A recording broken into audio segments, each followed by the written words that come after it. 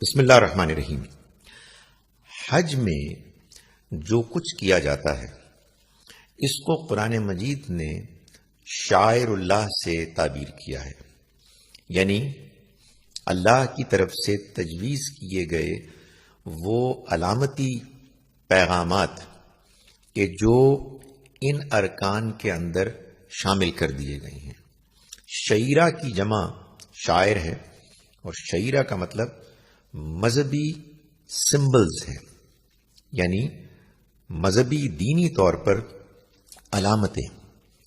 جو حقیقت میں کسی نہ کسی دینی ریالٹی حقیقت کی طرف اشارہ کر رہے ہیں، لیکن اپنی ظاہری شکل میں وہ کچھ ریچولز ہیں، کچھ مذہبی طریقے ہیں۔ چنانچہ جب ہم حج اور عمرہ کرنے جاتے ہیں تو یہ ضروری ہے کہ ہم یہ جانیں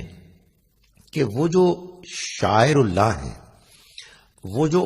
مذہبی دینی علامتیں ہیں، ان کے پیچھے اصل حکمت کیا ہے، اصل روح کیا ہے، تاکہ جب ہم ان ارکان کو بجا لائیں تو ہمارے ذہن میں اس وقت ان کو بجا لاتے ہوئے جو صحیح جذبہ ہونا چاہیے وہ پیدا ہو۔ سب سے پہلے ہم احرام کو دیکھتے ہیں کہ جو مردوں کے لیے 2 چادروں پر مشتمل ایک لباس ہے۔ چونکہ ہم حج اور عمرے کے لیے جاتے ہیں، اصلاً اللہ کے گھر میں جا کر اللہ سے ایک روحانی ملاقات کرنے کے لیے، اس وجہ سے ہم کو وہ لباس پہنایا گیا ہے کہ جو در حقیقت مرنے کے بعد ایک مسلمان کو کفن دیتے ہوئے پہنایا جاتا ہے۔ کفن جس لباس پر مشتمل ہے وہی لباس لگ بھگ احرام کا لباس ہے۔ گویا کہ ہم حالت احرام میں آتے ہی اپنے آپ کو اس بات کی طرف مائل کرتے ہیں، ہم اپنے آپ کو یاد کراتے ہیں کہ ہم کو دنیا کو چھوڑ کر اب اللہ سے ملاقات کے لیے جانا ہے، تو دنیاوی باتیں، اس کے معاملے میں فکر کرنا، مشغولیت، یہ اب ہمارے ذہن سے خارج ہو جانی چاہیے۔ خواتین کو 2 چادروں کے ساتھ ملبوس کرنے کا حکم اس لیے نہیں دیا گیا کہ ظاہر ہے کہ ان کے معاملے میں جو تقاضا ہے شرم و حیا کا، وہ اس چیز میں رکاوٹ بنتا تھا، مگر ان کے لیے بھی ان کے ساتھ جو مرد ہوتے ہیں وہ چونکہ احرام کے اس لباس میں ملبوس ہوتے ہیں کہ جو ان کو بھی موت کو یاد کرانے کے لیے مؤثر چیز ہوتی ہے، تو ان کو خود تو ملبوس کیا گیا اس لباس میں کہ جو ان کے لیے عام لباس ہے، سادہ،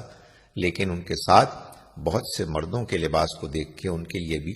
موت کی یاد دہانی ممکن بنا دی گئی ہے۔ جب ہم حالت احرام میں آتے ہیں تو ہم تلبیہ پڑھتے ہیں، لبیک اللہم لبیک، حاضر ہوں میں، اے اللہ میں حاضر ہوں، لبیک لا شریک لک لبیک، میں حاضر ہوں، تیرا کوئی شریک نہیں، میں حاضر ہوں، ان الحمد والنعمت لک والملک، تمام تعریف اور تمام نعمتیں تیری ہی ہیں اور تمام بادشاہت تیری ہے، لا شریک لک، تیرا کوئی شریک نہیں۔ یہ تلبیہ کیا ہے؟ یہ در حقیقت اللہ کی جانب سے اللہ کے گھر کے تعمیر کے بعد ابراہیم علیہ السلام سے جو تقاضا کیا گیا کہ وہ لوگوں کو دعوت دیں کہ وہ اللہ کے گھر میں آئیں اور اس کا حج، اس کا عمرہ کریں، جس کو قرآن مجید میں سورہ حج کی سورہ نمبر 22 آیت نمبر 27 میں بیان کیا گیا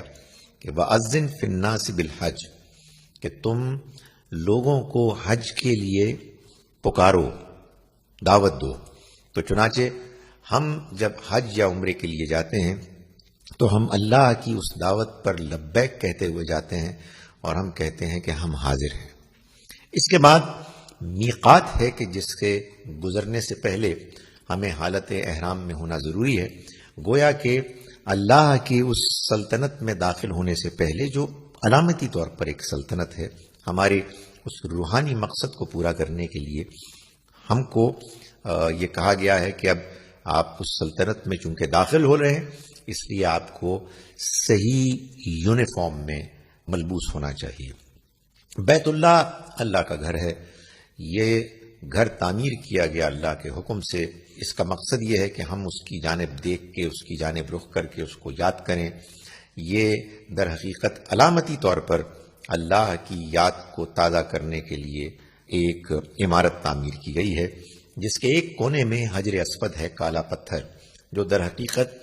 اللہ کا دایاں ہاتھ ہے، علامتی طور پر یمین اللہ۔ اور اس زمانے میں، جس زمانے میں کہ قبائلی نظام تھا، یہ طریقہ تھا کہ قبیلے کے سردار کے ہاتھ کو پکڑ کر چوما جاتا اور پھر عہد لیا جاتا، بیعت کی جاتی۔ تو اب ہم اللہ کے گھر میں جا کے گویا کہ علامتی طور پر اللہ کے دائیں ہاتھ کو چومتے ہیں اور ہم اس کے ساتھ بندگی کا عہد کرتے ہیں، اس کے ساتھ وفاداری کا عہد کرتے ہیں۔ طواف اللہ کے گھر کے گرد 7 چکروں کا نام ہے،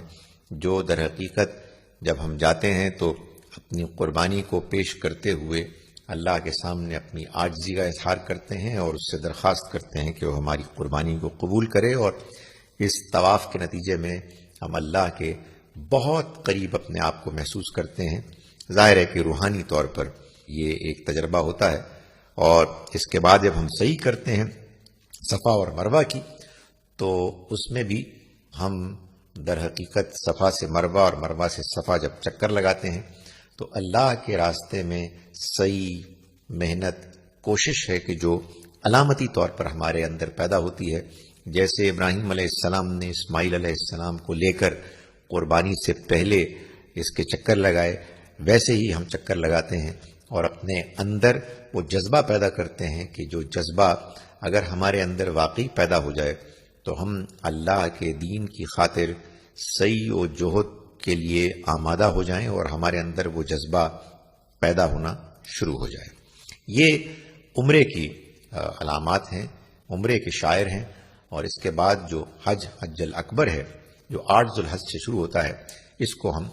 اگلے کلپ میں دیکھیں گے۔